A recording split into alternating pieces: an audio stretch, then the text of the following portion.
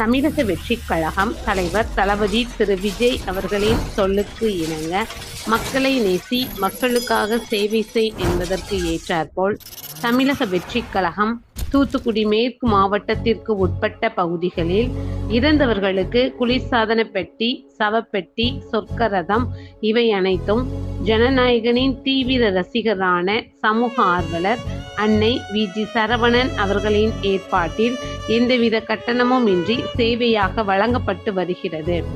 இந்நிலையில் ஆலடியூர் ஊரைச் சேர்ந்த சிவன் வேளாளர் அவர்களின் மகன் நாராயண வேளாளர் அவர்கள் வயது முதிர்வு காரணமாக 27/1/2026 அன்று காலமானார். அன்னாருடைய பூத உடலை அடக்கம் செய்வதற்கான ஃப்ரீசர் பாக்ஸ், சொர்க்கரதம், அமரர் பெட்டி இவை அனைத்தும் மனிதம் நிலைக்க தமிழக வெற்றிக் கழகம் தூத்துக்குடி மேற்கு மாவட்டம் ஜனநாயகனின் தீவிர ரசிகரான சமூக ஆர்வலர் அன்னை வி.ஜி. சரவணன் அவர்களின் சார்பில் எந்தவித கட்டணமும் இன்றி சேவையாக வழங்கப்பட்டது.